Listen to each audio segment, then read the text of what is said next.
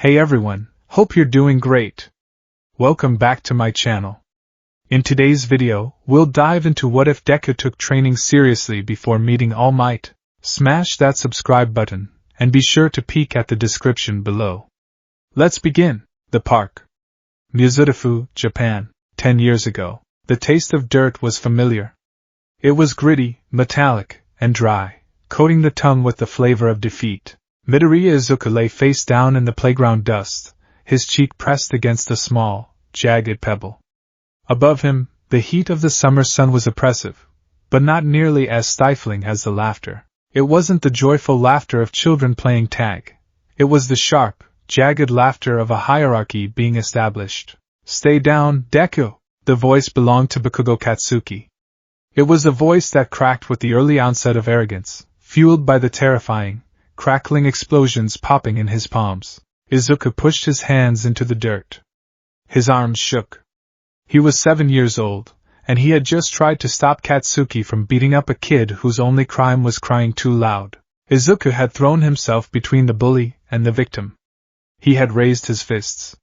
He had shaken like a leaf in a hurricane, and then, with a right hook empowered by nitroglycerin, he had been put on the ground. I have no quirk, Izuku thought, the realization hitting him harder than the explosion had. That's why he wins. That's why he always wins. He looked up. The other boy, the one he had tried to save, had already run away. Izuku was alone.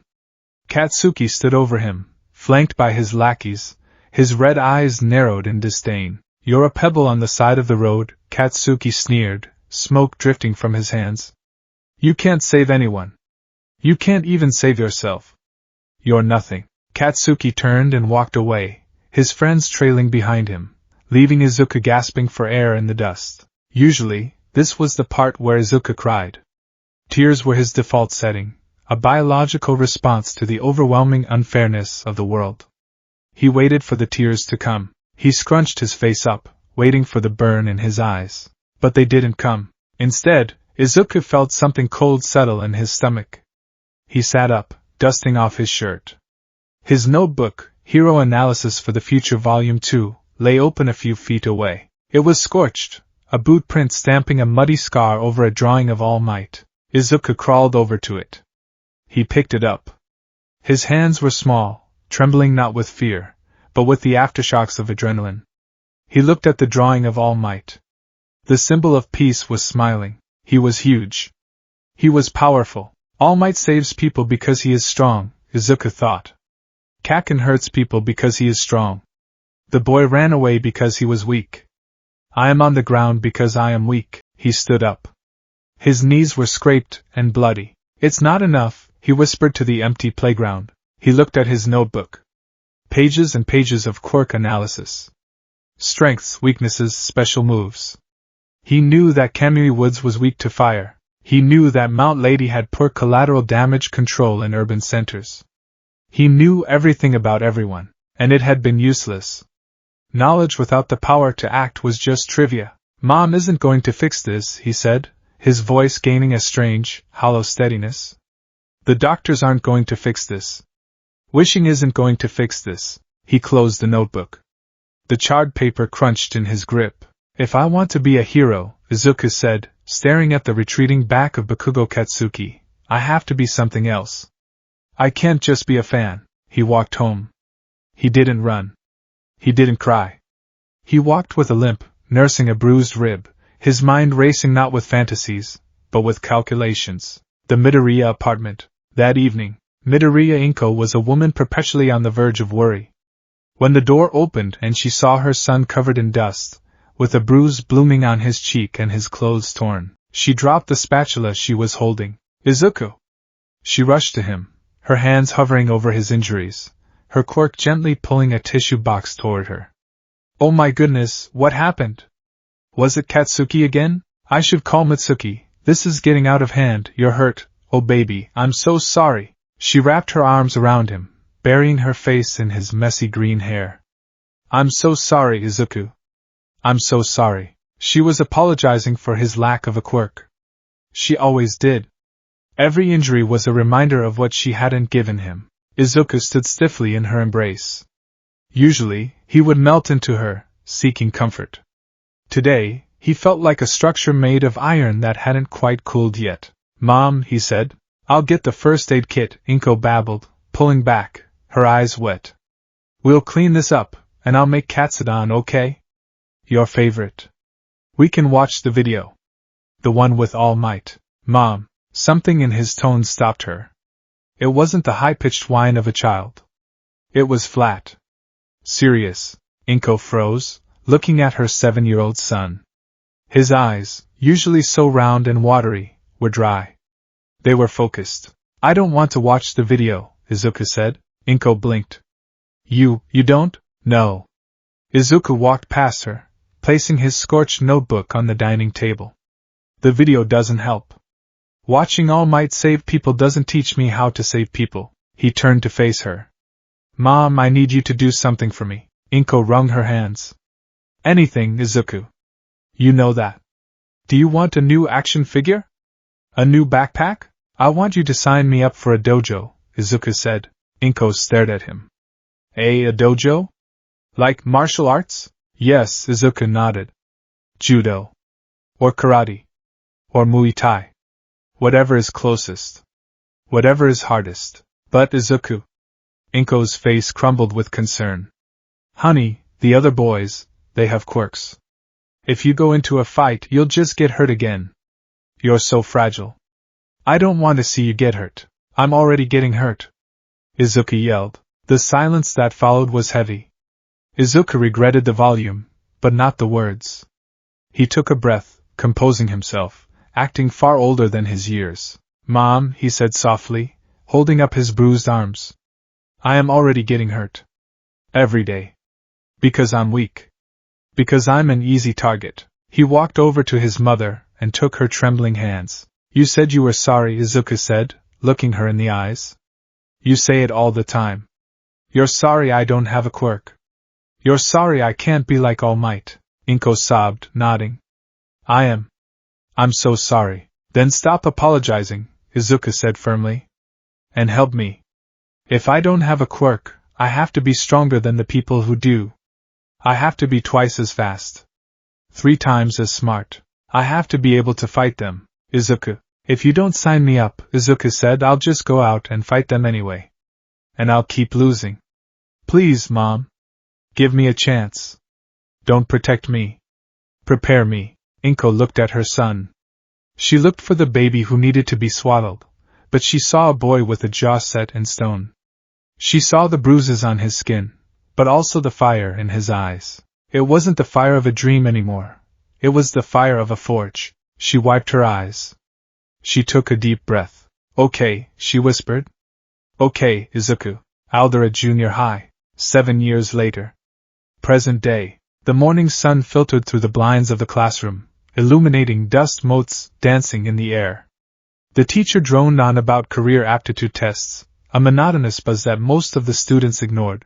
Midori Izuku sat at his desk in the back. He was 14 years old, but he didn't look like the other 14-year-olds in the class. His uniform fit him differently. On most boys, the black gakurin hung loose, concealing lanky frames. On Izuku, the fabric was taut across the shoulders and back. His neck was thicker than average. His hands, resting on his desk, were covered in calluses. Not the calluses of a writer, though he still wrote incessantly, but the rough, hardened skin of someone who spent hours punching canvas bags and grappling with canvas GI. There was a small, pale scar running through his left eyebrow, and another jagged line on his jawline. He wasn't holding a pen. He was squeezing a grip strengthener in his right hand, the heavy metal coil groaning rhythmically as he compressed it. Squeeze. Release. Squeeze.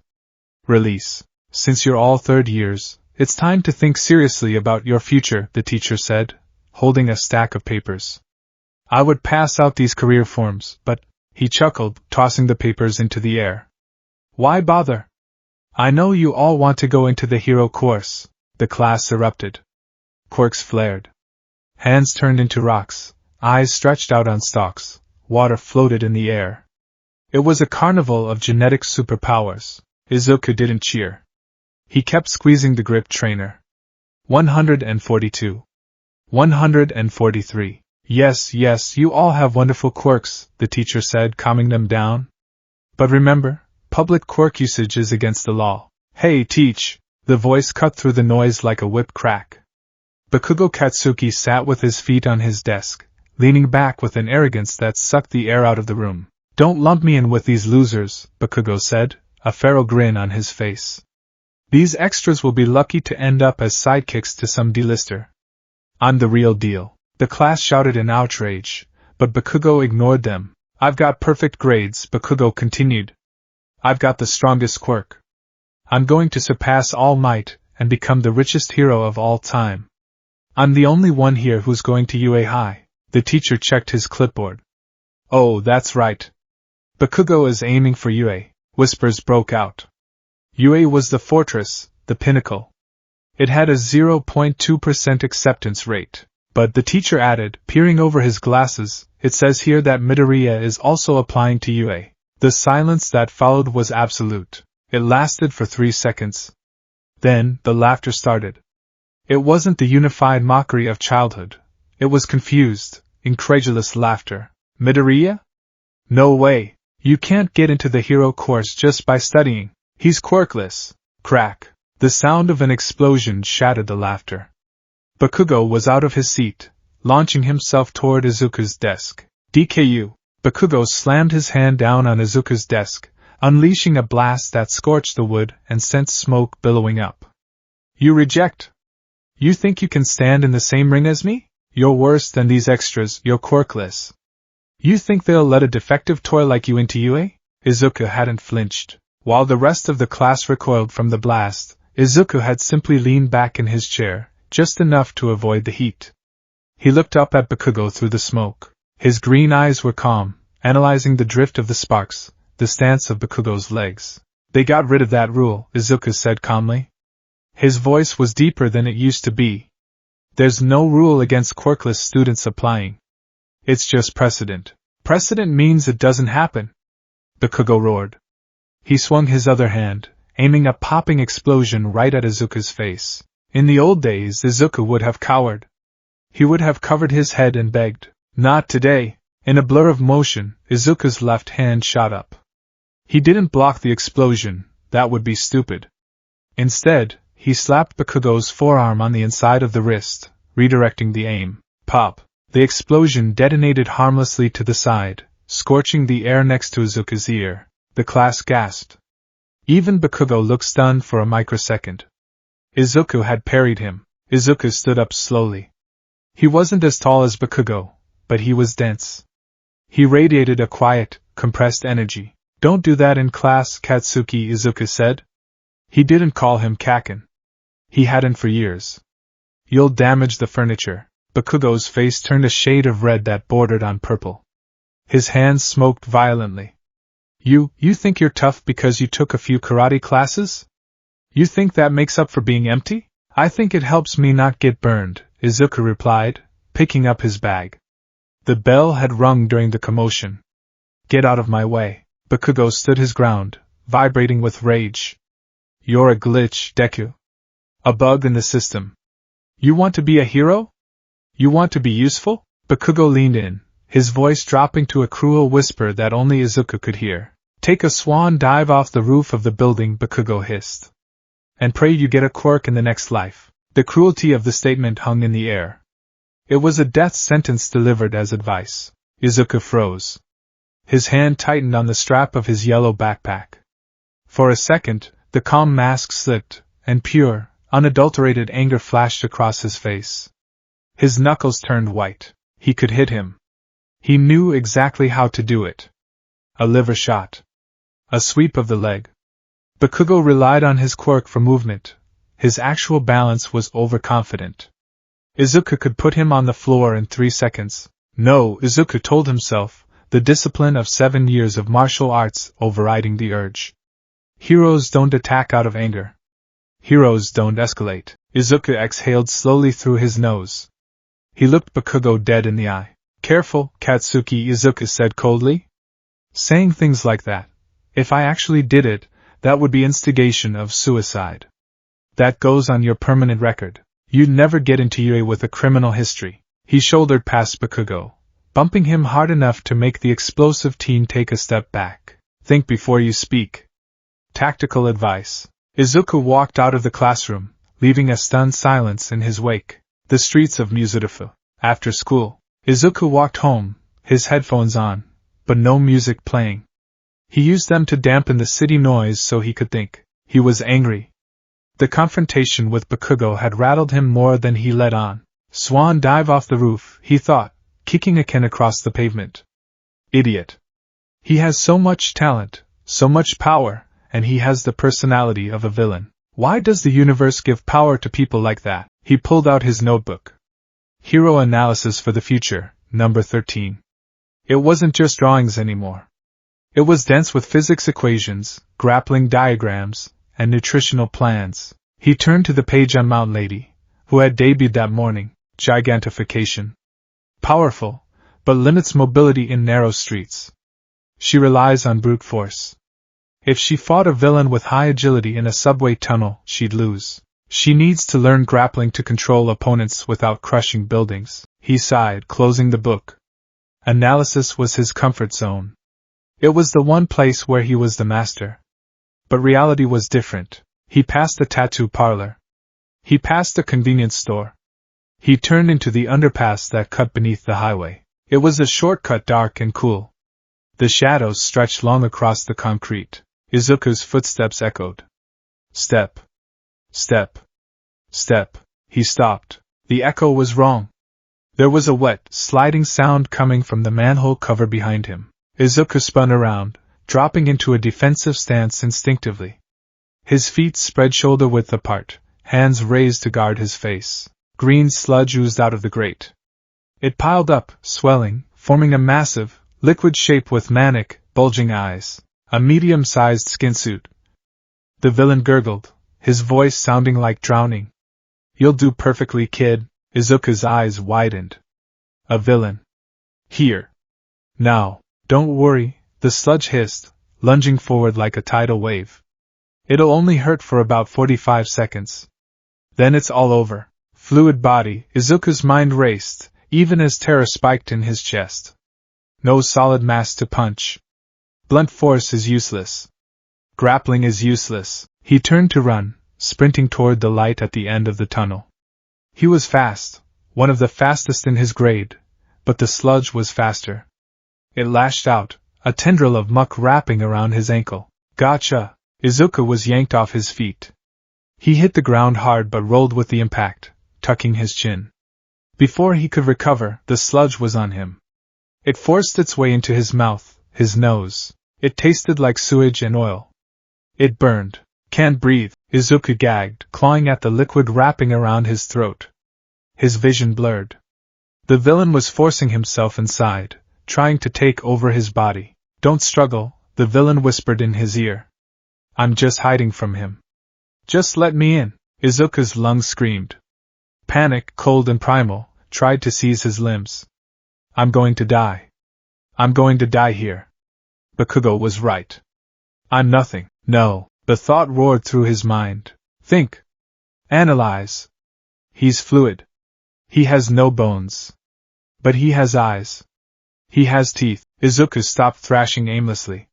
He forced his body to go still for a split second, conserving oxygen. The villain, thinking the boy had given up, loosened his grip on Izuku's arms to focus on the possession. Now, Izuku's right hand shot up, not pushing away, but digging in. His fingers, strengthened by years of grip training, hooked like talons. He aimed for the only solid thing he could see, the villain's giant, bulging eyeball. Izuku jammed his thumb into the eye socket with every ounce of strength he had. Arg! The villain screamed, the liquid recoiling. The pressure on Izuku's mouth loosened just a fraction. It wasn't a victory. It wasn't a knockout.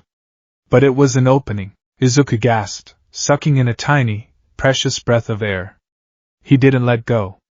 He dug his fingers deeper, scratching, tearing at the fluid membrane. Get off me! Izuku choked out. You little brat!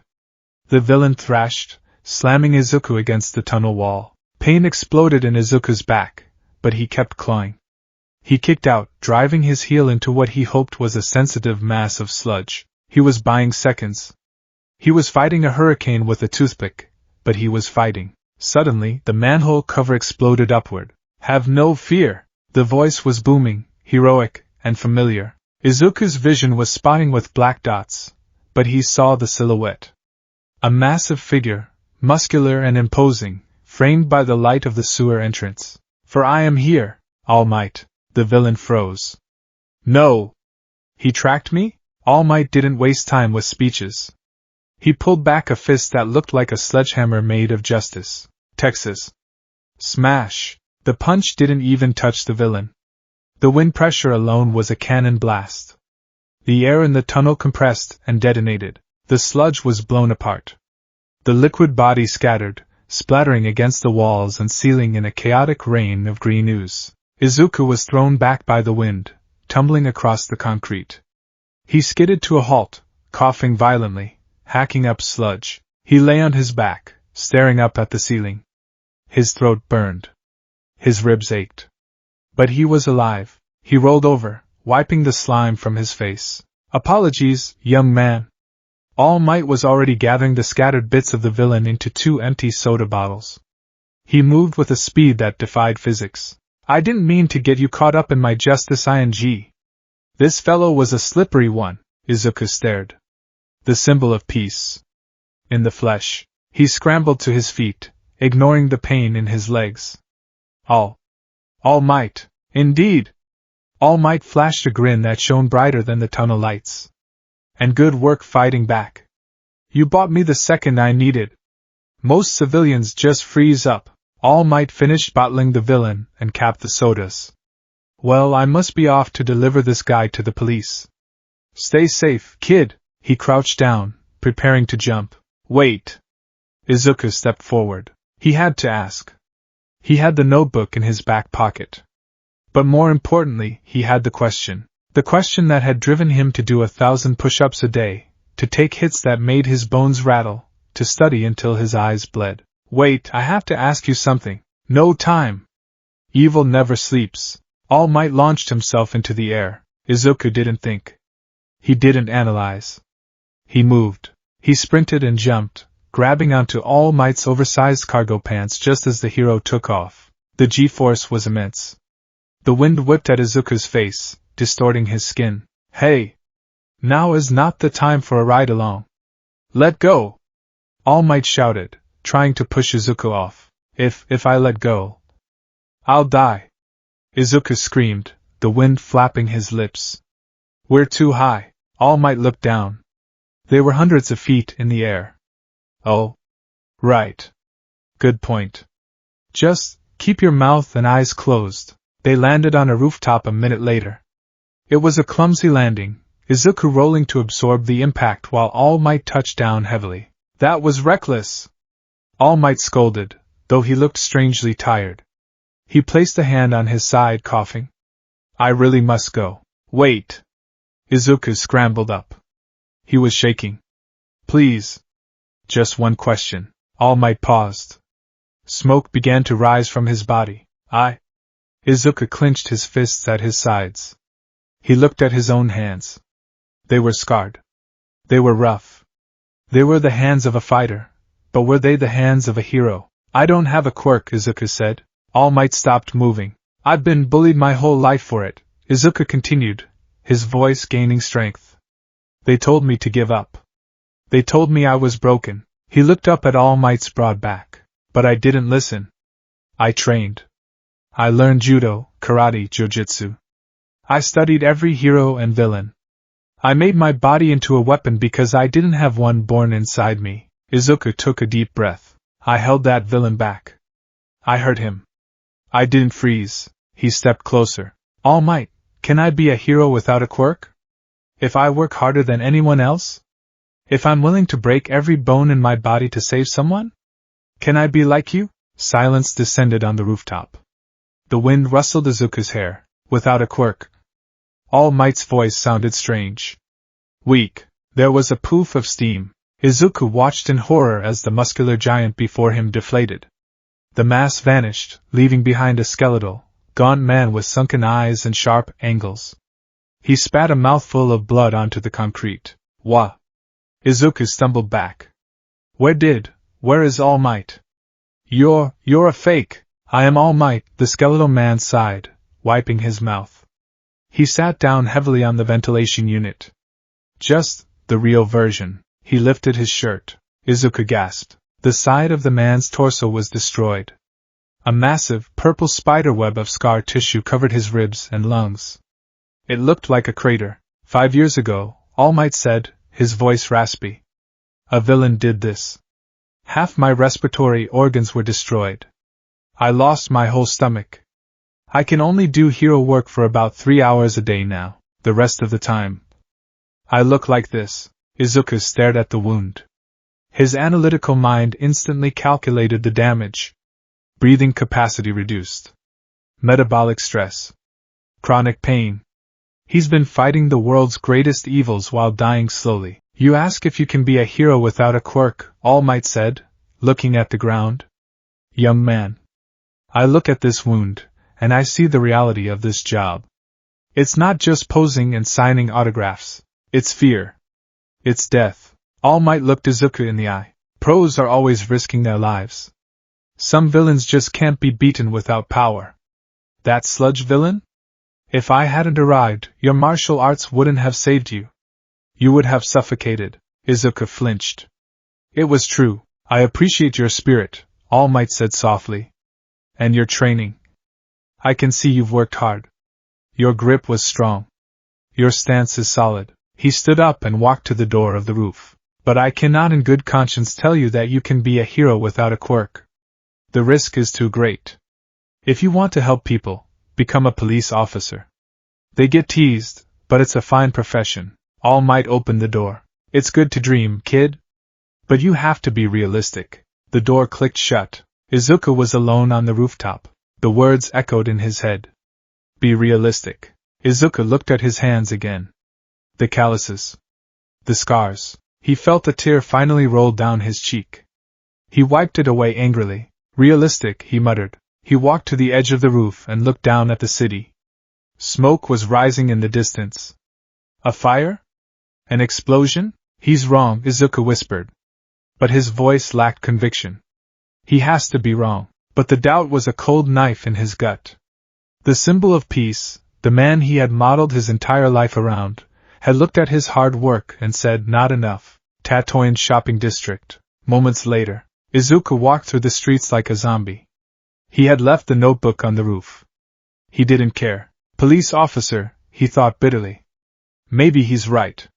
Maybe I'm just a kid playing pretend in a dojo. He heard explosions. Screams. His feet moved on their own. It was habit. Run toward the trouble. Analyze the situation. He pushed through the crowd gathering near an alleyway. It's a villain! Where are the heroes? Death Arms is there. And Kamui Woods. Izuku peeked through the gap in the onlookers. The street was a war zone. Fire was everywhere. And in the center of the inferno was the sludge villain. He got away? Izuku's blood ran cold. Did I knock the bottles loose when I grabbed All Might? This is my fault. The villain had a hostage. A student. He was suffocating him, using the explosions caused by the hostage's quirk to keep the heroes at bay. Don't come any closer. The villain roared, explosions popping around him. The heroes were helpless. I can't get close, the fire is too intense. Shouted Death Arms. I need water. Yelled Backdraft. Izuku looked at the hostage. The student was thrashing. Trying to keep his head above the sludge. His eyes were wide with terror. Red eyes. Ash blonde hair. Katsuki? Izuku stopped breathing. It was Bakugo. The boy who had told him to kill himself that morning. The boy who had tormented him for a decade. Bakugo was dying. His eyes met Izuku's in the crowd. For the first time in his life, Bakugo Katsuki looked like he was begging for help. Izuku's mind flashed back to the rooftop. You have to be realistic. Realistic meant waiting for a pro with the right quirk. Realistic meant staying safe. But Izuku's body didn't care about realism. His legs moved. Hey! Come back! You'll get killed! Death Arms shouted. Izuku ducked under the police tape. He didn't run screaming like a panicked child. He sprinted low, his center of gravity dropped. eyes scanning the battlefield. Target, the eyes again. No, he's guarding them now. The hostage is the source of the explosions. I need to clear the smoke. He scanned the debris. A broken piece of pipe lay on the ground. Izuku grabbed it without breaking stride. He spun it in his hand, feeling the weight. You again? The sludge villain shrieked. I'll kill you this time. He swung a massive tentacle of sludge at Izuku. Izuku slid. He dropped to his knees, sliding across the pavement, the sludge whipping inches above his head. He popped up right in front of the villain. Katsuki! Izuku yelled. Close your mouth. He threw his backpack. It wasn't a random toss. It was a projectile aimed perfectly at the villain's left eye. The villain flinched, the fluid shifting. Get off him! Izuku swung the pipe. He didn't aim for the sludge. He aimed for the exposed fluid near Bakugo's mouth. He used the pipe to hook into the muck and pry. It was leverage. Archimedes. Give me a lever long enough, and I will move the world. He pried the sludge away from Bakugo's airways. DKU? Bakugo gasped, coughing smoke. What the hell are you doing? You looked like you needed saving. Izuku gritted out, straining against the villain's strength. I'm gonna crush you. The villain roared, recovering. He raised a massive wave of sludge to bring down on both of them. Izuku dropped the pipe. He grabbed Bakugo's collar. Breathe, Katsuki. Izuku commanded. Use the blast to go back, not forward, but it was too late. The sludge hammer was falling. Izuku braced himself. He raised his arms in a cross block, preparing to take a hit that would likely shatter his bones. I won't let him die. I won't. There was a rush of wind. A blur of movement faster than the eye could track. The impact never came. I really am pathetic. Izuku opened his eyes. All Might stood there. He was blocking the sludge with one hand. He wasn't the skeleton anymore. He was the mountain. Blood trickled from his mouth, steam rising from his skin, but his smile was furious. I told you to be realistic, All Might shouted, grabbing Izuku and Bakugo's wrists. And yet, here you are, risking your life while I watched. Thanks for the wake-up call. All Might pulled back his free fist. Detroit. Smash! The punch changed the weather. An updraft of massive pressure blasted the sludge villain into atoms. The fire was snuffed out instantly. Clouds gathered in the sky. Rain began to fall. The crowd went silent. Then they erupted. The police barricade. 20 minutes later, the scolding was brutal. You idiot! Kamui Woods yelled at Izuku. You could have gotten yourself killed. That was reckless. You have no quirk. Death Arms nodded. Leave it to the pros, kid. Izuku stood there, bowing his head. I'm sorry. I moved without thinking, but he wasn't sorry. Not really. He felt electrified. He had acted. He had made a difference. A few yards away, the heroes were praising Bakugo.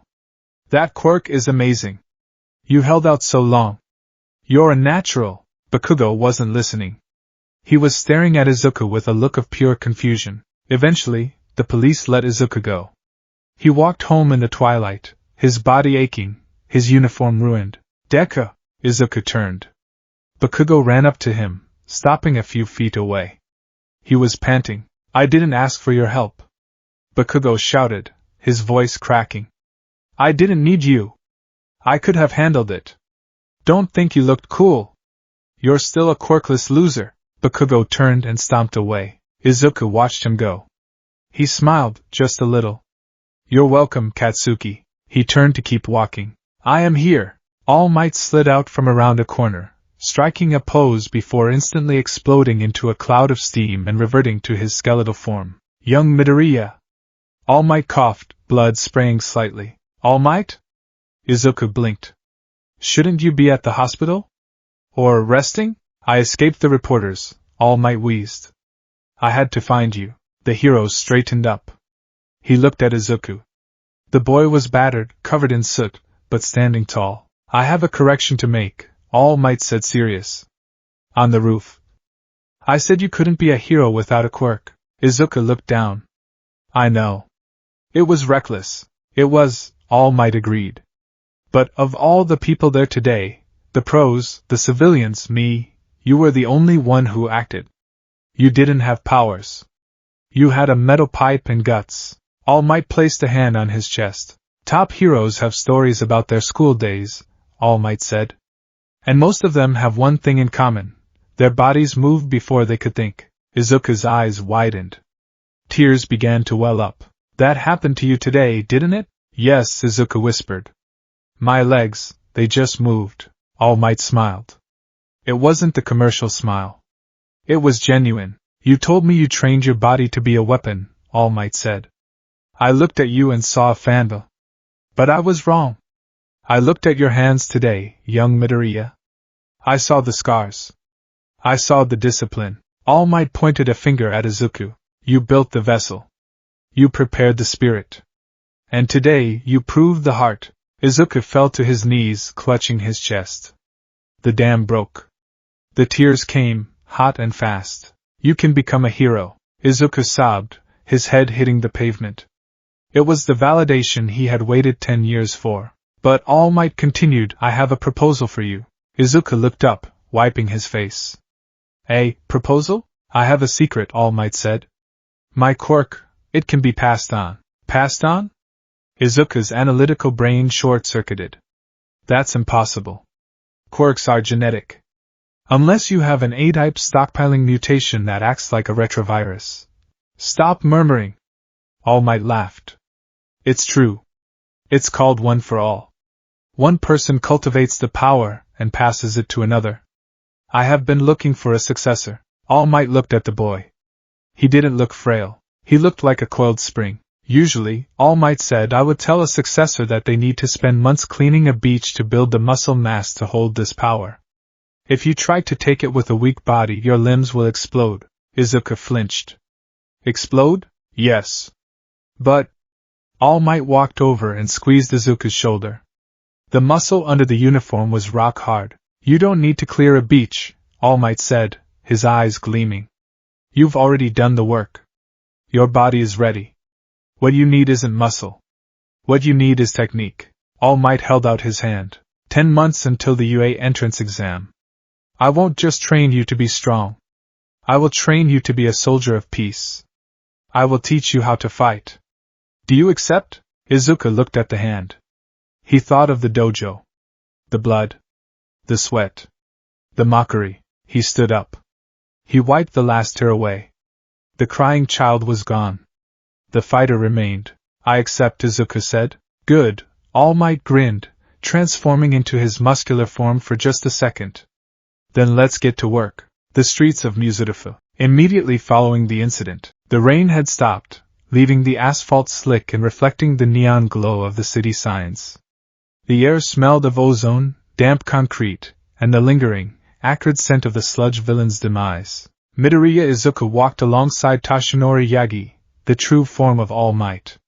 The juxtaposition was striking. Izuku, though battered and with a ruined uniform, walked with a straight spine, his shoulders squared despite his exhaustion. Toshinori, by contrast, slouched, his skeletal frame seeming to hang loosely inside his oversized clothes, coughing softly into a handkerchief that came away spotted with red. They walked in silence for several blocks, moving away from the prying eyes of the press and the flashing lights of police cruisers. You're quiet, young Midoriya, Toshinori said, his voice raspy, lacking the booming resonance of his hero persona.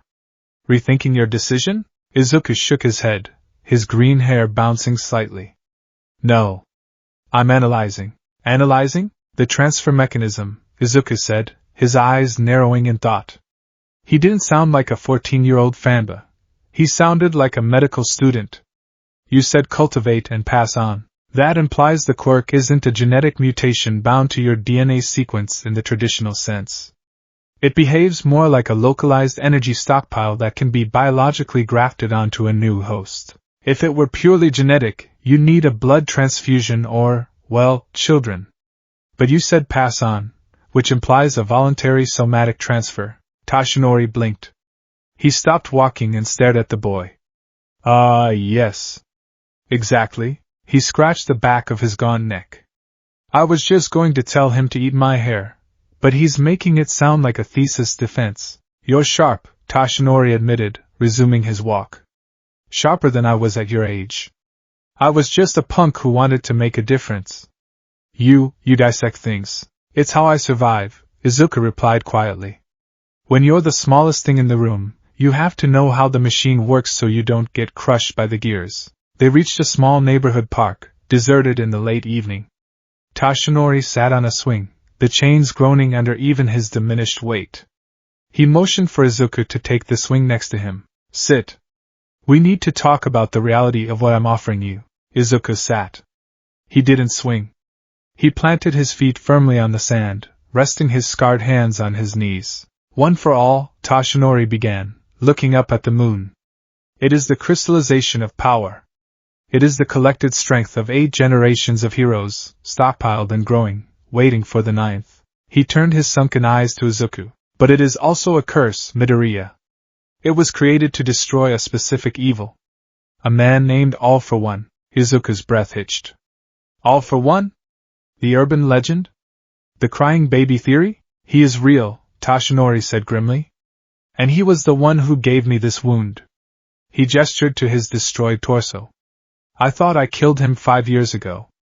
But if I survived, he might have too. Taking this power means inheriting that enemy. You won't just be fighting muggers and disaster zones. You will be the shield against the ultimate darkness. If he returns, you will be the only thing standing between him and the subjugation of society. The weight of the words hung in the air. A normal 14-year-old would be terrified. They would tremble. Izuku didn't tremble. He looked at his hands. He flexed his fingers, watching the tendons shift under the skin. I've been fighting a losing battle my whole life, Izuku said softly. Fighting against biology. Fighting against society's expectations. Fighting against the statistical probability that I would amount to nothing. He looked up, meeting All Might's gaze with a terrifying intensity. Fighting a supervillain? That's just a different kind of fight. At least with this power, I'll have a weapon. That's all I've ever asked for. A fair fight. Tashinori felt a chill go down his spine. This boy, he wasn't seeking glory. He wasn't even seeking to be a symbol in the way Tashinori was. He was seeking utility. He wanted to be the sword that cut the cancer out. You have the heart of a lion, Tashinori smiled. But we need to make sure you have the body of a tank. Tashinori stood up, transforming into his muscle form for a brief moment to emphasize his point. Usually, I would design a training regimen to build your muscle mass from scratch. One for all is volatile. If you accept it without a proper vessel, it will blow your limbs off. He deflated again, coughing. So, I was thinking. The Dagoba Municipal Beach Park. It's a garbage dump. We could spend the next 10 months cleaning it. It builds core strength, grip, back muscles. Izuku stood up.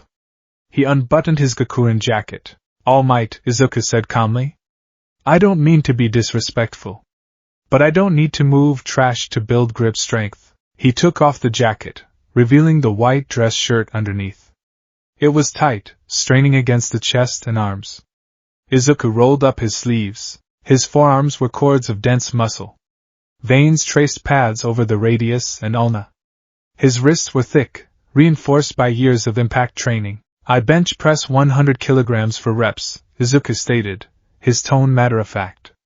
I deadlift 140. I run a 5K in under 20 minutes. I train judo, Kyokushin karate, and Brazilian jiu-jitsu 6 days a week. My grip strength is 70 kilograms in my right hand, 65 in my left. Tashinori stared.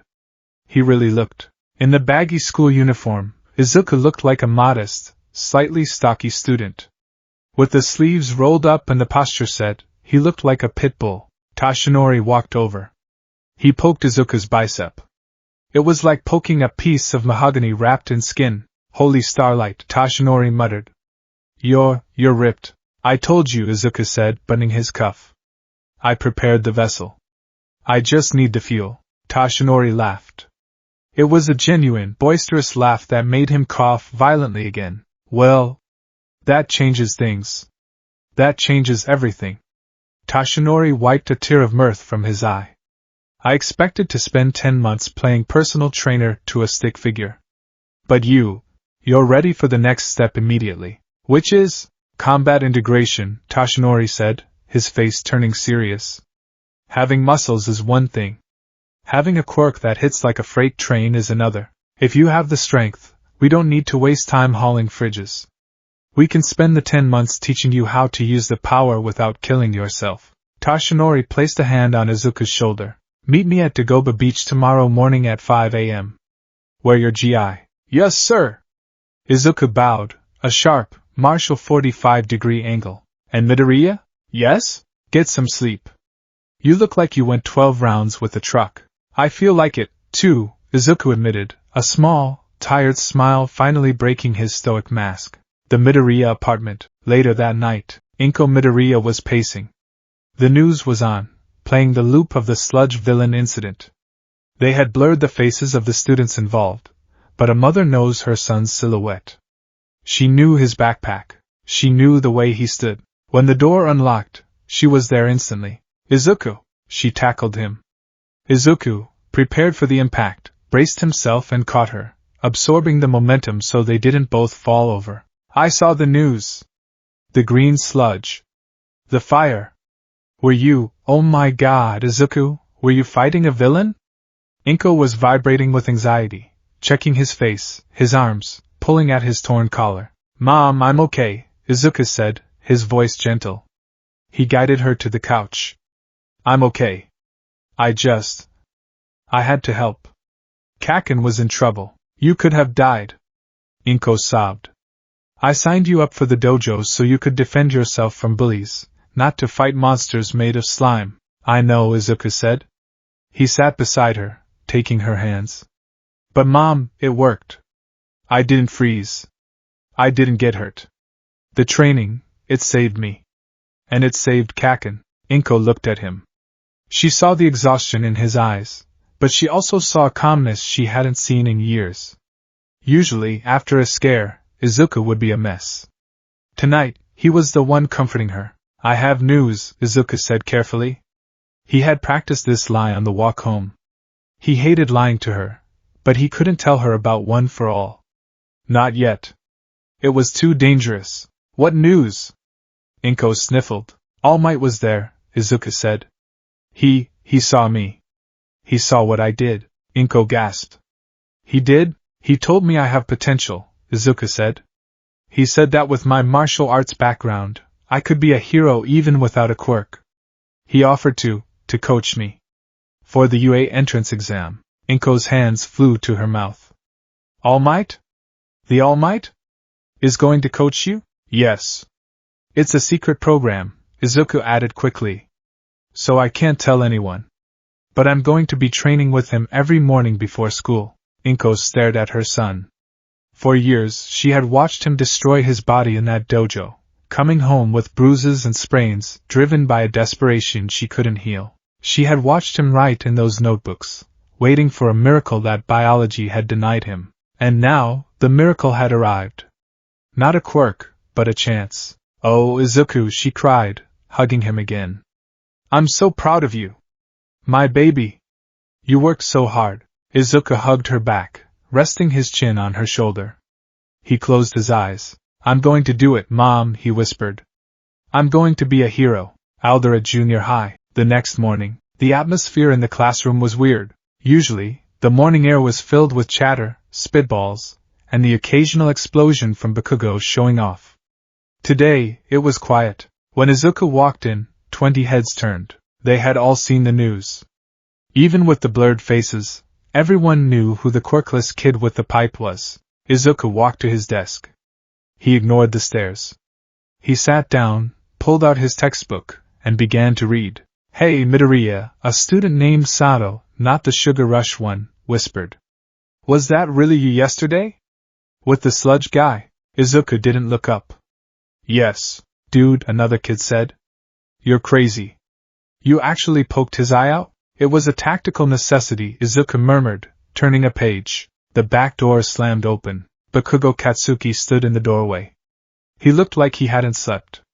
His eyes were bloodshot, and his aura was less fiery explosion and more simmering volcano. The class held its breath. The hierarchy of Aldera Junior High was simple, Bakugo on top, Izuku on the bottom. But yesterday, the bottom had saved the top. The pyramid was inverted. Bakugo marched to his desk. He passed Izuku. He stopped. Izuku didn't flinch. He didn't cringe. He just stopped reading and looked up, his expression neutral. Bakugo's hands twitched. Smoke curled from his palms. He looked like he wanted to scream, to blast the desk apart, to reassert his dominance with noise and violence. But he didn't. He remembered the feeling of the sludge in his lungs. He remembered the fear. And he remembered the look in Izuku's eyes when he swung that pipe. It wasn't the look of a victim. It was the look of a soldier. TCH. Bakugo kicked his own chair out and sat down, aggressively slamming his feet onto his desk. He stared out the window, refusing to look at anyone. He didn't say anything. No Deku. No Dai. Just silence. The class exhaled. The world hadn't ended, but it had certainly shifted. Izuku went back to his book. He wasn't relieved by Bakugo's silence. He analyzed it. He's confused. His worldview is based on power equating to worth. I had no power, yet I had worth in that moment. It creates a cognitive dissonance. He needs to process it. Until he does, he's unpredictable. Izuku squeezed his grip trainer under the desk. Squeeze. Release. He had bigger things to worry about than Bakugo's ego. He had a date with destiny at a garbage dump. Dagoba Municipal Beach Park. 5 a.m. the next morning. The sun had not yet risen. The sky was a bruised purple, fading to black in the west. The ocean breeze was cold, carrying the scent of salt and rotting trash. Dagoba Beach was a graveyard of consumption. Tires, broken refrigerators, rusted cars, and mountains of plastic drift clogged the sand. It was a monument to apathy. Izuku stood in a clear patch of sand near the seawall. He was wearing his GI, white, heavy cotton, frayed at the hem, with a black belt tied securely around his waist. He was barefoot. He was stretching. Deep lunges, butterfly stretches, rotating his shoulders. You're early. Izuku turned. All Might stood atop a pile of old washing machines. He was in his skinny form, wearing a yellow tracksuit that hung off him like a tent. Punctuality is the first step of discipline, Izuku said, bowing. All Might hopped down, landing with a light thud. He looked around the beach. This place is a mess, All Might commented. I originally planned for you to clean this whole beach. Move every piece of trash to that truck over there. Izuku looked at the mountain of garbage. I can still do it. It would be good conditioning. No, All Might shook his head. We have a different priority. Last night, I realized something. You know how to fight. You know how to train. But you don't know what you are training for. All Might reached into his pocket and pulled out a small, rubber ball. He tossed it to Izuku. Squeeze that. Izuku squeezed it. It flattened instantly. Good. Now, imagine that ball is your arm. When you punch, you tense the muscle at the moment of impact, right? Yes. Calm. Focus. One for all is like that, All Might explained. But it's not just muscle tension. It's energy. If you try to summon 100% of the power instantly, it will blow your arm apart like a firecracker in a soda can. You need to learn to regulate the output. All Might walked closer, his eyes serious. Here is the change in plan. You are going to fight me. Izuku blinked. Fight you? Yes. Me. In which form? This one. All Might gestured to his skeletal body. Izuku frowned. All Might, with all due respect, if I throw you in your current state, I might break your hip. Your BMI is critically low. All Might laughed, coughing up a little blood. Don't worry about me, kid. I'm sturdy enough. Besides, steam exploded around him. The air pressure dropped. When the steam cleared, All Might stood there in his hero form, 7 feet of muscle and American patriotism. I can hold this form for about 3 hours a day. All Might boomed. We will use 1 hour for combat training. 1 hour for quirk theory. And 1 hour for recovery. He assumed a fighting stance. It was a classic boxing stance, fists raised, chin tucked. Come at me, Midoriya. Use everything you have. Don't hold back. I want to see your instincts. Izuku hesitated for a fraction of a second. This was the symbol of peace. The greatest hero in history. Don't think. Act. Izuku exhaled sharp and hard. OSU. He moved. He didn't scream. He didn't wind up. He exploded forward off the balls of his feet, sand spraying behind him. He closed the gap in 2 seconds. He feinted a right jab to All Might's face. All Might didn't flinch. He knew it was a feint. Izuku dropped low, spinning on his heel. A leg sweep. He aimed his shin for the back of All Might's knee, the popliteal fossa. If you hit the nerve there, the leg buckles, no matter how strong the opponent is. Thwack. Izuku's shin connected with All Might's leg. It felt like kicking a steel pylon wrapped in concrete. All Might's leg didn't move a millimeter. Good aim. All Might laughed. But you lack mass. All Might flicked his finger. Just a flick. The air pressure hit Izuku in the chest like a hammer, sending him skidding backward 10 feet across the sand. Izuku tumbled, recovered, and sprang back to his feet instantly. He spat out sand. Analysis. He's immovable. My strength is nothing compared to his. Sweeps won't work. Strikes won't work. I need to use his momentum against him. Again, Izuku charged. This time, All Might threw a slow, telegraphed punch. It was moving at maybe 5% of his speed, but it was massive. Izuku didn't dodge away. He stepped inside the guard. He grabbed All Might's wrist with both hands, turning his hips, slotting his back into All Might's chest. Suinage. Shoulder throw. Izuku heaved. He used his legs, his hips, his back. He pulled with everything he had. For a second, All Might's feet actually left the ground. Izuku managed to pull the 255 kilograms giant off balance, tilting him forward. Of course, All Might just planted his free hand on the sand and cartwheeled out of it, landing gracefully. Oh ho! All Might looked genuinely surprised. You actually moved me. Excellent form. Low center of gravity. Izuku was panting. You're heavy. And you are skilled. All Might beamed. He relaxed his stance. Okay, that's enough for the first bout. I see what we're working with. All Might deflated back to his skinny form. He sat on a tire, wiping sweat from his brow. You have excellent technique, Tashinori said. Better than most pros I know. You rely on leverage and precision because you lack power. That is your greatest asset. He pointed at Izuku.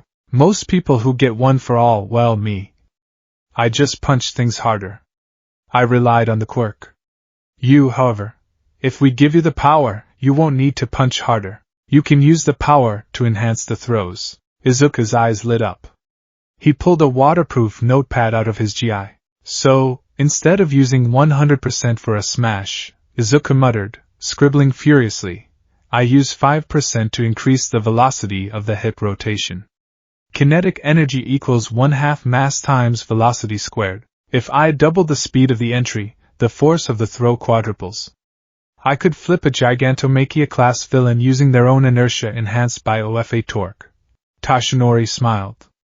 He's doing it again. Muttering, Midoriya, Izuku snapped to attention. Yes, we have 10 months, Tashinori said. I am going to teach you how to fight people who are stronger than you.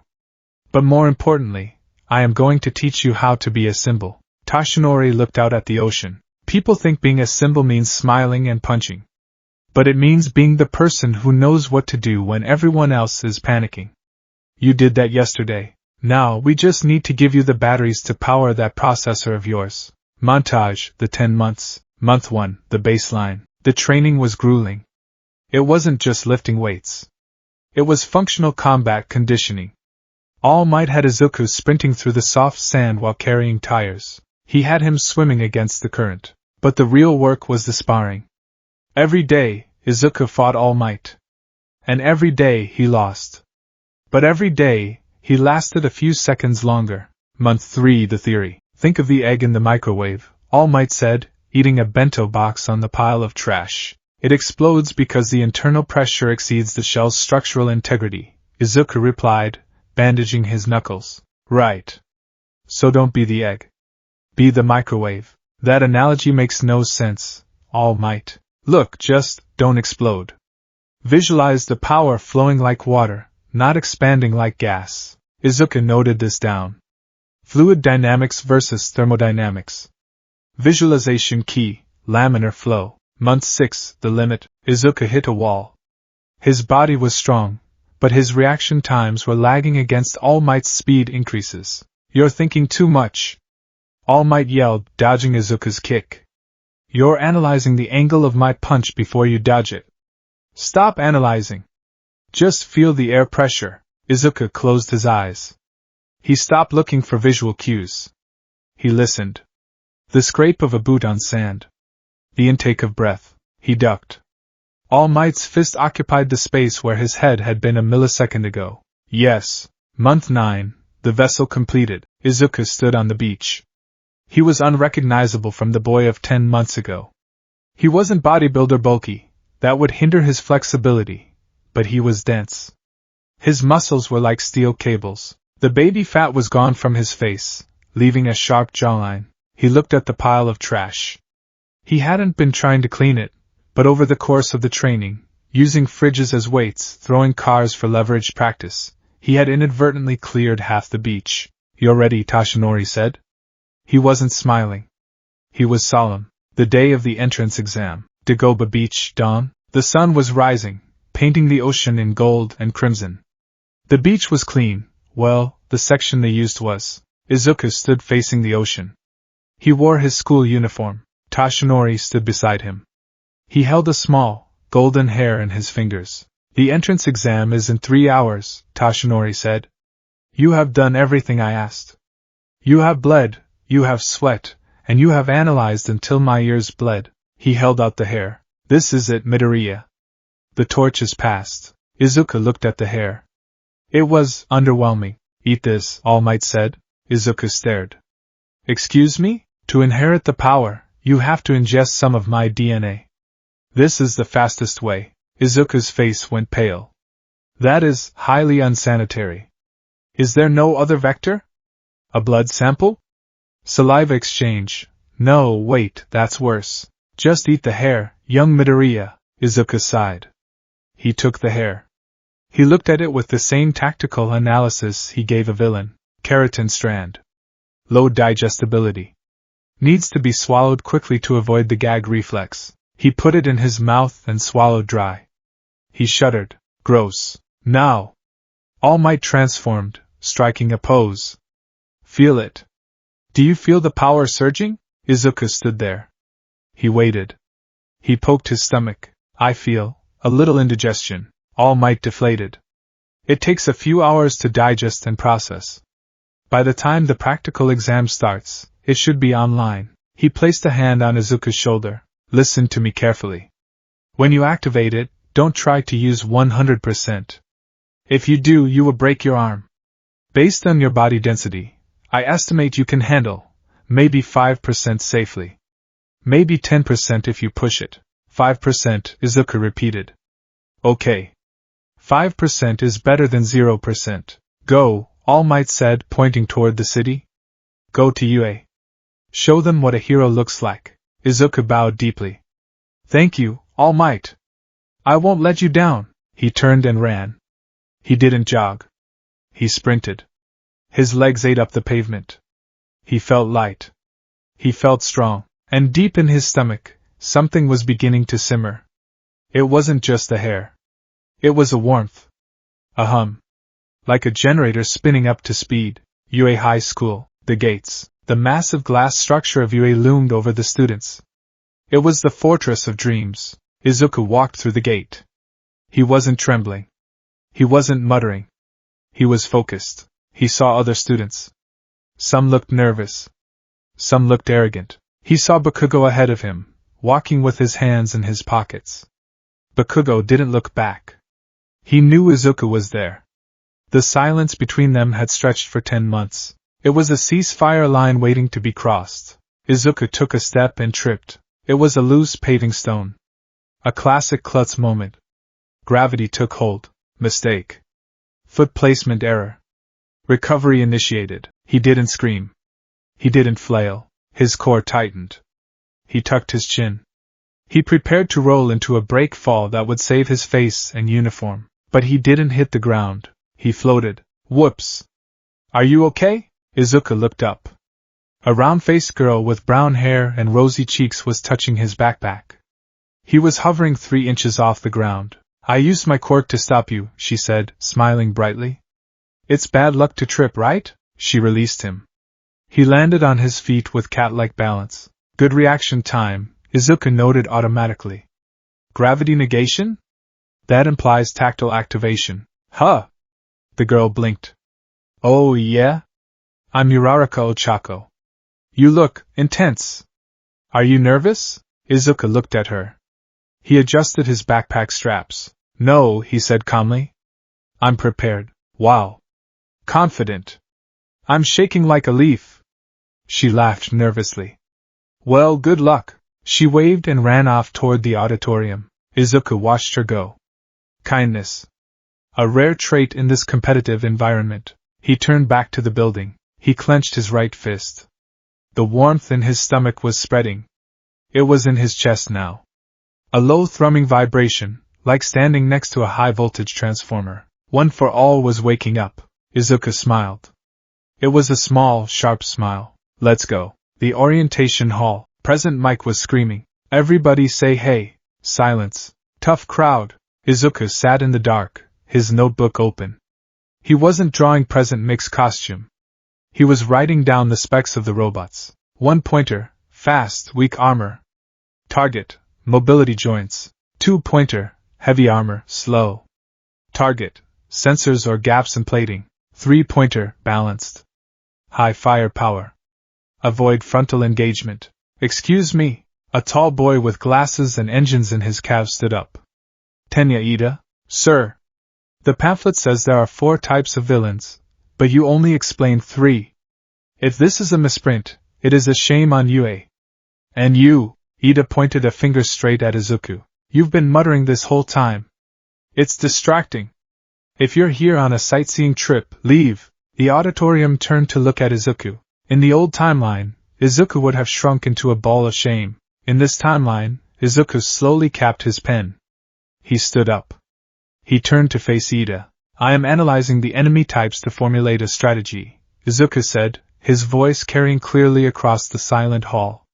Knowing the engagement rules is the difference between victory and defeat. I suggest you focus on the presentation instead of policing my study habits. He sat back down. Silence. Present Mike coughed.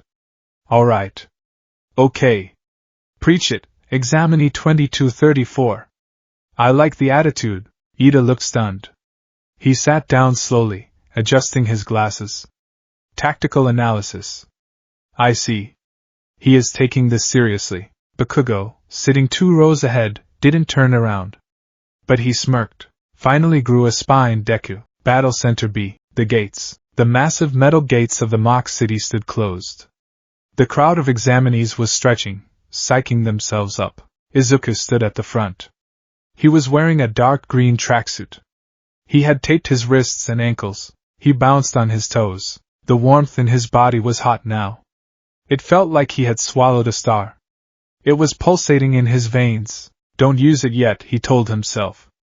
Rely on the training. Use the quirk only as a finisher. 5%. Just 5%. He saw Uraraka nearby, looking terrified. He started to walk toward her to wish her luck. Start. Present Mick's voice blared from the tower. What are you waiting for? There are no countdowns in real battles. Go. Go. Go. The other students were confused for a split second. Izuku wasn't. He was already moving. He burst off the starting line before the sentence was finished. He was a green blur. Whoa! Look at that kid go! Izuku sprinted down the main street. A 1-pointer, a unicycle-style robot, rolled out of an alley, locking onto him. Target acquired. Too slow, Izuku whispered. He didn't slow down. He didn't activate 1 for all. He sprinted straight at it. At the last second, he slid, baseball style, under its grasping claw. He kicked upward with both legs, driving his heels into the exposed wiring under the chassis. Crunch. The robot sparked and shut down. Izuku rolled to his feet and kept running. 1 point. Too easy. I need more. He turned a corner. 3 2-pointers were blocking the road. Izuku stopped. He breathed. The fire inside him roared, demanding release. Okay. Just a taste. He channeled the power. He didn't let it flood his whole body. He visualized the microwave. He pictured the switch. He flipped it to low. Green lightning crackled around his legs. His shoes sparked against the pavement. One for all, full cal 5%. Legs only. He launched himself. The speed was intoxicating. He wasn't running. He was flying low. He wall ran up the side of a building, pushed off, and dropped down on top of the center robot. He drove his fist into the robot's metal head. He didn't use the quirk in his arm. He used gravity and the momentum of the fall. Crash. The robot collapsed. Izuku landed on the wreckage. The other two robots turned toward him. Izuku grinned. The thrill of battle, the fruit of 10 months of hell, was sweet. Come on, he challenged them, raising his fists. Class is in session. The observation room. The teachers of Yuri watched the screens. This year's crop is energetic, Midnight noted. That explosion kid is racking up points, Snipe pointed out. But his collateral damage is high. Look at this one, Aizawa Eraserhead spoke up.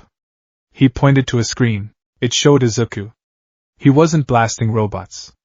He was dismantling them. He was using a 3-pointer zone firing arm to bludgeon a 1-pointer. He was moving with the efficiency of a Spec Ops soldier. No wasted movement, Aizawa muttered. He's not relying on his quirk. He's using martial arts. Who is that? Midoriya Izuku, All Might replied from the back of the room. He was gripping the railing, his knuckles white. He has a strength enhancement quirk, a monitor noted. But he barely uses it. He's mostly just punching them really effectively. Interesting, the principal, Nizu, smiled. He fights like he doesn't have a quirk. But when he needs speed, he flashes that lightning. A hybrid style. Very rare for a student. Nizu's paw hovered over a red button. But combat ability is only one side of the coin. Let's see how they handle. Despair. He pressed the button. Battle Center B. The ground shook. Buildings groaned. From the center of the city, a monstrosity rose. The 0-pointer. It was the size of a skyscraper. Its mere movement crushed buildings. Dust choked the air. The students froze. Run! It's huge! That's not a villain, that's a natural disaster. The crowd turned and fled. It was a stampede of panic. Izuku stood his ground. He shielded his eyes from the dust. 0 points. No reason to fight. Tactical retreat is the logical option. He turned to run. Oh wow! The cry was faint. Izuku stopped. He looked back. Through the dust, he saw her. Uraraka. She was pinned under debris. The massive tread of the 0-pointer was looming over her. It was seconds away from crushing her. Izuku's brain stopped analyzing. The equations vanished. The logic evaporated. There was no thought. There was only action. Save her, he turned. He crouched. The power inside him surged. It screamed. It wanted to be let out. 5% isn't enough. It's too big. I need more. Izuku clenched his teeth. He grabbed the limiter in his mind, the safety valve All Might had told him to install, and he ripped it off. Green lightning exploded from his body, wild and jagged. The ground beneath his feet cracked. He jumped. It wasn't a jump. It was a launch. The pavement shattered. He shot into the air like a surface-to-air missile. The wind tore at his skin. He soared past the robot's head. He was higher than the buildings. He looked down at the metal face of the Titan. He pulled his right arm back. The power pooled there. The veins in his arm glowed red. The sleeve of his tracksuit disintegrated. Smash! He threw the punch. He didn't just hit the robot. He hit the air in front of it. The impact created a shockwave that caved in the robot's faceplate. Metal crumpled like paper. The massive machine was knocked backward, toppling over with a sound like the end of the world. Izuku hovered in the air for a second, the adrenaline silencing the pain. Then gravity returned. He began to fall. He looked at his right arm. It was purple. Broken. Swinging uselessly. Right arm broken. Legs are okay. I used the power in the jump, but I distributed it. They're numb, but functional. The ground was rushing up. One arm. Falling from 100 feet. No thrusters. How do I land? He saw the robot falling. He saw the dust cloud. I need an external force to arrest momentum. He couldn't slap the air like All Might. Detroit. Izuku gritted his teeth. He swung his left arm, his good arm. He didn't aim at the ground. He aimed at the falling robot. He fired a 100% finger flick. The wind pressure kicked off the robot's hull, pushing Izuku sideways, changing his trajectory, slowing his descent just enough. He hit the ground. He rolled. Parkour roll. Shoulder, the good one, back, hip. He tumbled to a stop. Pain washed over him. His right arm was screaming. His legs felt like jelly, but he was alive. He looked up. The 0-pointer lay defeated. Uraraka was safe. The siren sounded. Time's up. Izuku let his head fall back onto the pavement. He stared at the sky. He grinned. I did it.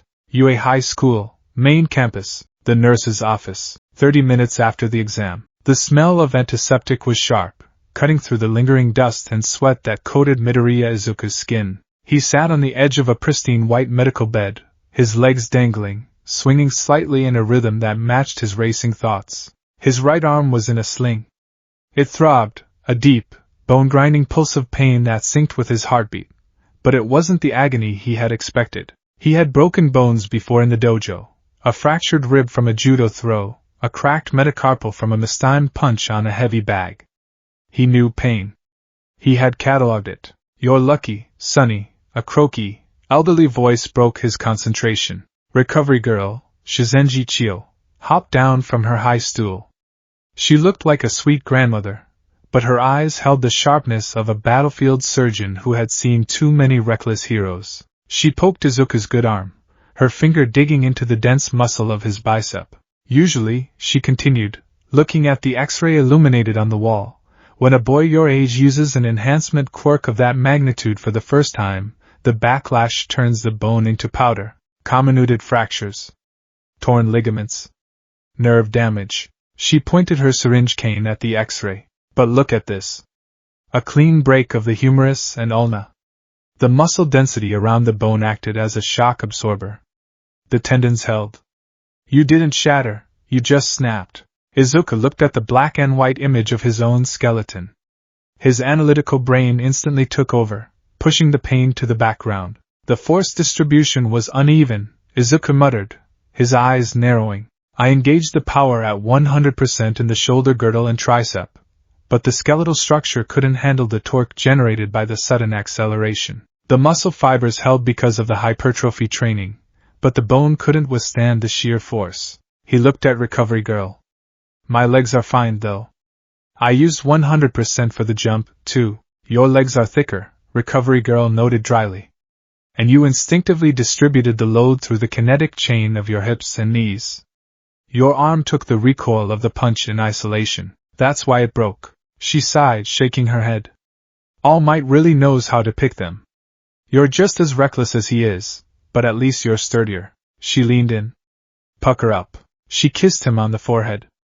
A warm green light enveloped him. The pain in his arm spiked to a blinding white-hot intensity, then vanished, replaced by a wave of exhaustion so heavy it felt like gravity had doubled. Izuku swayed. His vision blurred. The stamina drain required to fuel the accelerated healing was immense. Most students would have passed out cold. Izuku gripped the edge of the bed with his left hand. His knuckles turned white. He breathed in through his nose, out through his mouth. In. Out. He forced his heart rate to stabilize. He refused to faint. Oh? Recovery Girl raised an eyebrow. She handed him a handful of gummies. You're still conscious? Impressive stamina. Your metabolic reserves must be high. I eat a lot of protein, Izuku managed to wheeze, popping the gummies into his mouth. He flexed his right hand. The fingers moved. The arm was sore, stiff, but whole. Thank you, Recovery Girl. Don't thank me yet, she scolded. You exhausted your energy reserves. Go home. Eat. Sleep. If you use that power again before your body recovers, you'll be back here in a body bag. The door to the office slid open. I am here. To check on the patient. All Might squeezed into the room. He was in his muscle form, but he was hunching slightly, trying to make himself look smaller in the cramped medical bay. Get out, you oaf! Recovery Girl waved her cane at him. He needs rest, not your shouting. All Might chuckled nervously, shrinking down to his skeletal form in a poof of steam as Recovery Girl turned her back. He looked at Izuku, his sunken eyes scanning the boy. Young Midoriya, Toshinori said softly. You did it. Izuku looked down at his healed hand. I broke my arm, All Might. I failed to control the output. You saved the girl, Toshinori corrected him. And you destroyed the zero-pointer. A machine that even pros would hesitate to engage head-on. Toshinori pulled up a chair and sat backward on it. I watched the replay. You didn't just panic and swing. You used the jump to gain altitude. You used the smash to create air pressure. And you used a finger flick to correct your landing trajectory. Toshinori smiled, a small, proud expression. You treated a 100% output smash like a tactical nuke. Reckless? Yes. But calculated. The vessel held, Midoriya. The vessel is ready. Izuku clenched his fist. The praise felt good. It felt heavy. What now? Izuku asked. Now? Toshinori stood up. Now you wait for the results. And you rest. You've earned a week off. The Midoriya apartment, 1 week later. The week of waiting was its own form of torture. For the first 2 days, Izuku slept. He slept for 14 hours at a stretch, his body demanding payment for the healing. He ate voraciously, katsudon, grilled fish, protein shakes, cleaning out the fridge until Inko had to do an emergency grocery run. By day 3, the restlessness set in. Izuku sat at his desk. Hero Analysis for the Future, Volume 14 lay open. He was sketching a diagram of his own arm. Problem: 100% output exceeds structural integrity. Solution: limit output. He wrote the equation, power equals force x velocity. I need a governor, he thought, tapping his pen against his chin.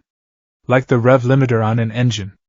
If I redline instantly, the engine blows. I need to keep the RPMs in the green zone. He closed his eyes, visualizing the feeling from the exam. That boiling, chaotic star in his gut. When he had jumped, he had opened the floodgates. He had let the river burst the dam. Don't open the gate, he thought. Just open a valve. A small one. He stood up and moved to the center of his room. He took a deep breath, settling into a horse stance, Kibadachi. He reached for the power. It was there, humming beneath his skin, dormant but heavy. Instead of grabbing it, he coaxed it. He imagined the microwave image All Might had used, but refined it. He wasn't the egg. He was the oven. He needed to turn the dial to defrost instead of high. 5%. He visualized the number. Green lightning flickered across his skin. It was faint, sporadic. It danced over his arms and legs. He threw a punch. A slow, karate straight punch, Saikensuki. Snap. The air cracked. A gust of wind blew the papers off his desk. His arm didn't break. It didn't even hurt. It just felt electric. Izuku? Inko's voice came from the hallway. Is everything okay? I heard a noise. Izuku dissipated the lightning instantly. I'm fine, Mom. Just dropped a book. He looked at his hand. He was trembling, not from fear, but from excitement. He could control it. He just needed practice. The arrival of the letter. That evening, Inko screamed. Izuku! It's here! It's here! She ran into the living room, holding a white envelope stamped with the red Yue wax seal. She looked like she was holding a live grenade. Izuku took it. His hands, usually so steady, shook slightly. He went to his room. He sat at his desk. He used a letter opener to slice the seal cleanly. No tearing. Precision. He dumped the contents onto the desk. A round metal disc clattered onto the wood. BZZT. A hologram projected into the air. I am here. All Might's face, in all its high-definition glory, filled the room. As a projection, Izuku leaned back. All Might? But, you're supposed to be teaching. I had to do a lot of paperwork to get this gig. The hologram boomed. But let's get down to business. Midoriya Izuku. You passed the written exam with flying colors. 98%. A tactical mind indeed, the image shifted. But the practical exam. That is where heroes are born. A scoreboard appeared. You destroyed 14 robots in the early phase, using martial arts and low-level enhancement. That gave you 38 villain points. A respectable score, Izuku nodded. 38 was good. Not top tier, but passing. But All Might leaned into the camera. The entrance exam is not just about destroying bad guys. It is about observing the core of heroism. Video footage played. It showed the 0-pointer falling. It showed Izuku leaping.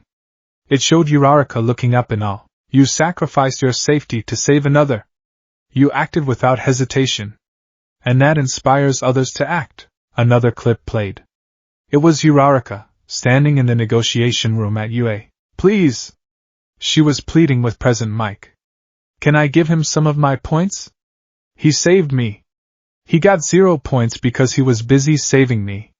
It's not fair if he fails. Izuku felt a lump in his throat. She had tried to give him points? You don't need her points, young Midoriya. Because UA looks at more than just destruction. The score changed. Rescue points, 60. 60 rescue points. A perfect score for heroism. The total flashed on the screen. Total score, 98. First place. All Might shouted. Midoriya Izuku. You are the top scorer of this year's entrance exam. You proved that power is nothing without the spirit to use it right. All Might reached a hand out toward the camera. Come, young Midoriya. This is your hero academia. The hologram faded. Izuku sat in the silence of his room. First place. He had beaten the robots. He had beaten the exam. He had beaten the odds. He looked at his scar-crossed hands. I did it, he whispered. He didn't cry. He smiled. A fierce, determined grin. April. The first day of school. The cherry blossoms were falling. The path to UA was a river of pink petals. Izuku walked the path. He wore the gray UA blazer. It fit him perfectly, tailored to accommodate the extra muscle mass in his shoulders and thighs. He wore the red tie properly knotted. He didn't slouch. He didn't mutter. He walked with a cadence of purpose. Left, right. Head on a swivel, scanning the perimeter, observing the other students. Deku. The voice was low, guttural, and dangerous. Izuku stopped. He didn't turn immediately. He took a breath, centered himself, and turned. Bakugo Katsuki stood under a cherry blossom tree. He wasn't wearing his tie properly. His shirt was unbuttoned, his hands shoved deep into his pockets. He looked like a delinquent model. Katsuki, Izuku acknowledged with a nod. Bakugo stepped forward. The air between them crackled. Since the sludge villain incident, they hadn't spoken. Bakugo had stewed in his own confusion, and Izuku had been too busy training. The entrance exam, Bakugo said, his voice tight. I saw the scoreboard. You got first place. I did, Izuku replied calmly. You hit it, Bakugo accused. All these years. You let me think you were a pebble. You let me look down on you. But you had a quirk the whole time. No, Izuku said. Bakugo's eyes narrowed. Don't lie to me. You smashed that 0-pointer. You threw a punch that changed the weather. You think I'm stupid? You think I don't know what a quirk looks like? Izuku stepped closer. He wasn't afraid. The fear that used to define their relationship had been burned away in the fires of Dagoba Beach. I didn't have a quirk, Katsuki, Izuku said, his voice steady. I told you. I trained. I built this. Bullshit. Bakugo's hands smoked. You can't train to punch down a building. I got lucky, Izuku said cryptically. And I got help. But make no mistake. I'm not behind you anymore. I'm not looking at your back. Izuku walked past him. As their shoulders brushed, Izuku whispered, I'm running the same race. Try to keep up. Bakugo froze. He stood there, shaking with a rage that was mixed with something entirely new, doubt. Class 1A. The door was massive. Disability accessibility for giant mutation quirks, Izuku noted instantly. He slid the door open. Chaos. Get your feet off the desk. Ha! Who are you to tell me what to do, Four Eyes? I am Ida Tenya from Semi-Private Academy. Sama? So you're a damn elite. I'll have fun crushing you. Izuku stepped in. Ida and Bakugo were at it again. It was like a replay of the orientation, but louder. Ida noticed Izuku first. He stopped his chopping hand motions and marched over. You! Ida adjusted his glasses. Midoriya Izuku. The class went quiet. Everyone looked at the boy in the doorway. I must apologize. Ida bowed perfectly at a 90-degree angle. At the entrance exam, I misjudged you. I thought you were distracted, but you had perceived the true nature of the test. You realized it was about benevolence, while I was blinded by the surface rules. I hate to admit it, but you are the better student. Izuku blinked. Thanks, Ida. But I didn't know about the rescue points. I just reacted. Even more impressive. Ida straightened up. Instinctual heroism. Oh. It's the plain-looking kid. Uraraka Ochako popped up from behind Ida. She was beaming. You made it. I mean, of course you did. You were amazing. That punch was like POW and then you were like whoosh. Izuku offered a small, polite smile. Uraraka-san. Thank you for trying to give me your points. That was kind. It was nothing. She waved her hands. But wow, you look different in the uniform. You look so solid.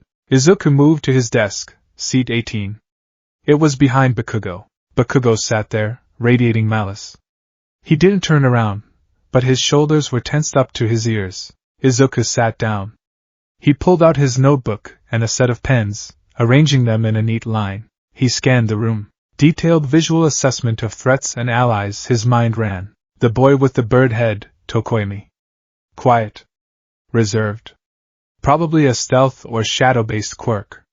Dark corners of the room. The girl with the ponytail, Jayorozu. Intelligent eyes. Looking at everyone with analysis. A rival in strategy. The boy with half-white, half-red hair, Todoroki. Distant. Cold. He's looking at his desk like he hates it. Power level high. If you're here to make friends, pack up and leave. The voice came from the floor. The class froze. Lying in a yellow sleeping bag, looking like a demonic caterpillar, was a man with messy black hair and bloodshot eyes.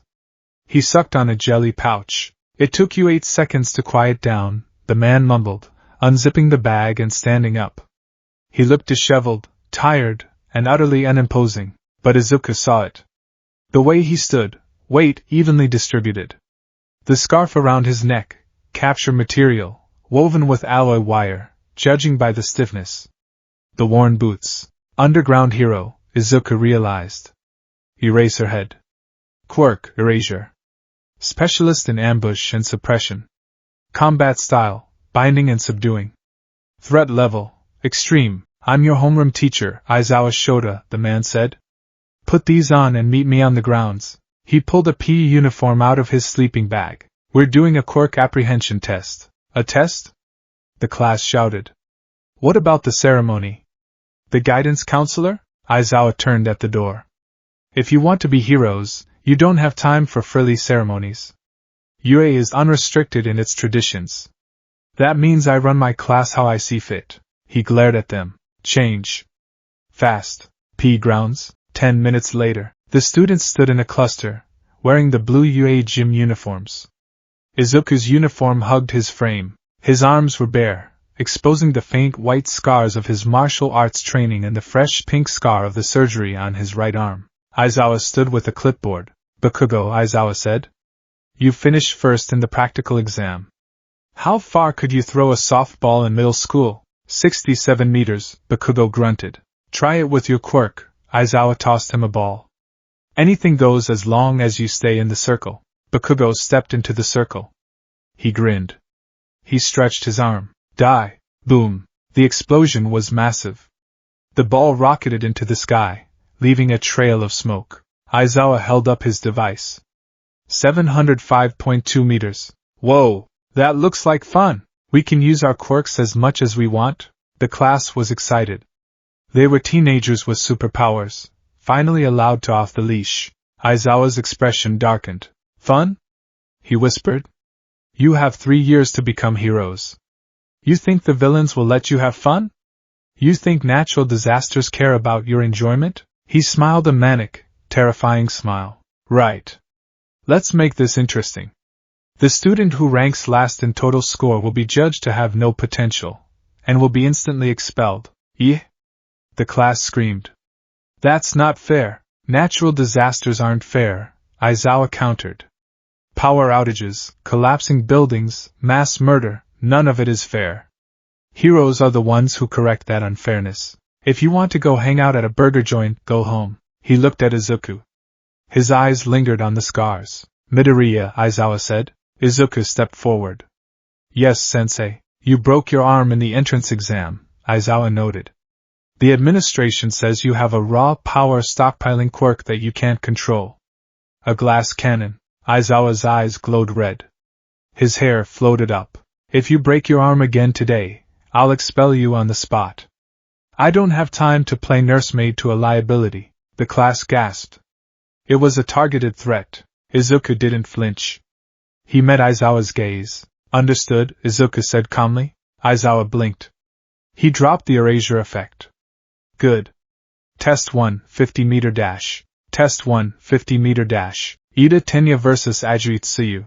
Ida, 3.04 seconds. Bakugo Katsuki vs. Midoriya Izuku. Bakugo stood at the line. Don't cry when you lose, Deku. Izuku got into a sprinter's stance. Low. Professional. No quirk for this, Izuku decided. Don't need it. The risk of 5% slipping is too high for a short sprint. Rely on the vessel. Start. Bakugo blasted backward, using explosions to propel himself. Izuku exploded too, but with muscle. His start was explosive. His drive phase was perfect. He tore down the track, his legs pumping like pistons. Bakugo crossed the line, 4.13 seconds. Izuku crossed the line, 5.51 seconds. It wasn't superhuman. But for a normal human running without an active speed quirk? It was elite athlete level. 5.51? A student whispered. That's really fast for just running. Aizawa noted it down. Above average physical conditioning. Form is polished. Test 2, grip strength. Izuku took the dynamometer. He squeezed. 56 kilograms. Whoa! Shoji, the multi-arm boy, looked at his own device. 540 kilograms. You have a strong grip for a human hand. It's from judo, Izuku explained politely. GI grappling. Test 3, standing long jump. Izuku used 5%. Just for a second. Green lightning flashed in his calves at the moment of takeoff. He cleared the sandbox entirely. Aizawa narrowed his eyes. He controlled it. Lower output. Interesting. Test 4, repeated side steps. Izuku moved like a blur. His agility training at the dojo paid off. He wasn't as fast as Mineta, who used his balls to bounce, but he was top tier. Test 5, the ball throw. This was it. The main event. Uraraka went before him. Infinity. The class lost their minds. Midoriya, Aizawa called. Izuku walked to the circle. He picked up the ball. He stood there. If I use 100%, I clear 700 meters easily. But I break my arm. Aizawa expels me. If I use 0%, I get maybe 45 meters. That puts me in danger of last place. I need maximum output with minimum damage. He thought back to the beach. To the egg. Focus the power. Not in the whole arm. Just the tip of the finger. At the very last moment, he winded up. He twisted his hips. The kinetic chain engaged. Midoriya is going to do it. Uraraka cheered. He's gonna break his bones again. A blonde boy with a laser belt, Aoyama, scoffed. Izuku threw. His arm moved like a whip. At the millisecond the ball left his hand, he funneled one for all into the tip of his index finger. Smash! The ball shot out of his hand with the force of a cannon. It broke the sound barrier. The shockwave kicked up dust. Izuku gasped, clutching his right hand. His index finger was purple. Broken. But his arm was fine. Aizawa looked at the device. He showed it to the class. 705.3 meters. 0.1 meters farther than Bakugo. Izuku turned to Aizawa. He held up his fist, his broken finger throbbing. He was sweating, but he was smiling a challenge. Sensei, Izuku said, his voice firm. I can still move. Aizawa stared at the boy. He had expected a reckless child who needed a quirk to be special. He saw a tactician who was willing to sacrifice a pawn to win the game. He saw the scars on Izuku's arms, scars that predated the entrance exam. Scars that spoke of years of work without reward. Aizawa's creepy grin widened. Ho! Deku! Bakugo launched himself. The shock was gone. The rage was back. You bastard! Tell me how you did that! Your quirk doesn't do that! He sprinted at Izuku, explosions popping in his hands. Izuku reacted instantly. He dropped into a defensive stance. He didn't activate one for all. He prepared to use Bakugo's momentum for a Tomonage sacrifice throw, but the scarf shot out. Aizawa's capture weapon wrapped around Bakugo, binding him tight. What the? Bakugo struggled. This cloth is stiff. It's a carbon fiber alloy woven with special wire, Aizawa droned, his hair floating. Stop using your quirks. You're giving me dry eye. He released Bakugo. We have more tests. Midoriya, get that finger taped up, but don't slow us down. Yes, sir. Izuku bowed. He walked past Bakugo. He didn't look at him. He looked at the next test. Izuku's mind was already racing. Finger is broken. Grip strength compromised on the right side. Need to adjust for the sit-ups and the distance run. Use core compensation. He wasn't worried about the expulsion anymore. He knew he had passed the real test. He had shown Aizawa that he wasn't just a vessel of power. He was a weapon of logic.